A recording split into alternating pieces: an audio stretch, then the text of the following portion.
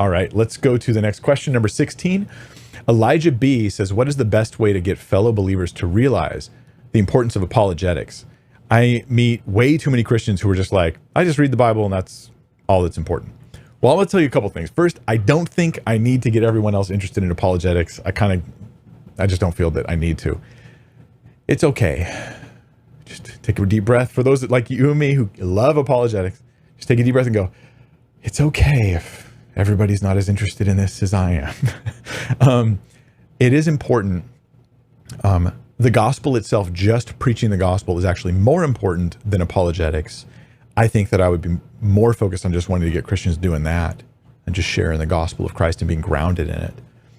But that doesn't mean we just completely give up. There's an importance to apologetics, so I do want to try to encourage more people to care about it. The most effective thing I've found is to present them with problems, because until they have a problem, they don't care about a solution, right? Like recently we had like this squealing toilet, and I'm not very handy, but we had this squealing toilet, and I was like fiddling with it and trying to do all this stuff. And finally I thought, I think I just need to replace the toilet valve. I have not done that before. I don't want to call a plumber for it. So I like Googled it, and here I am looking at tutorials on how to replace a toilet valve, which is remarkably easy, by the way. It was much more simple than most other repairs I've ever done. Real simple. But I just, click, replaced it, done. If you had hit me up like a month ago and were like, Mike, I want to teach you how to replace a toilet valve. I don't care.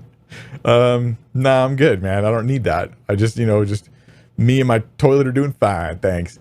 It's not until there's a problem that I care about the solution. And apologetics is often about presenting solutions to problems. When I found that I would try to present things like, here's why the Bible's true, here's why this and that, to different audiences, it would have less impact until I started presenting the arguments against the Bible first. So in that same presentation or in that same moment, I might present, and I would only present arguments I'm going to solve. I'm not going to cause problems for people and not fix them, right?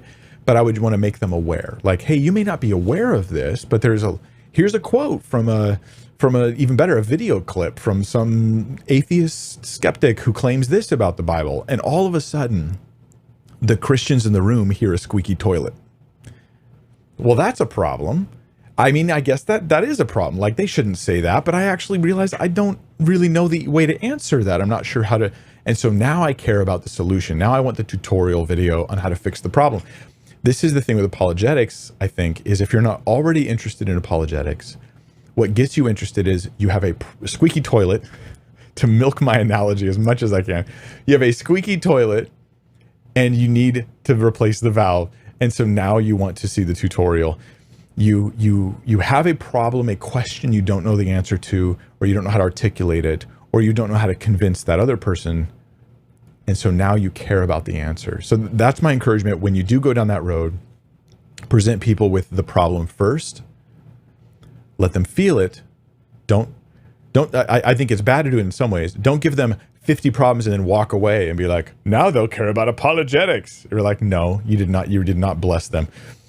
Present them with an issue that you can solve and help them with, and do it in a humble way, because if they sense arrogance in it, then they're going to turn you off anyhow. At least a lot of people will. Anyway, that's my thoughts on that. I hope it helps, Elijah.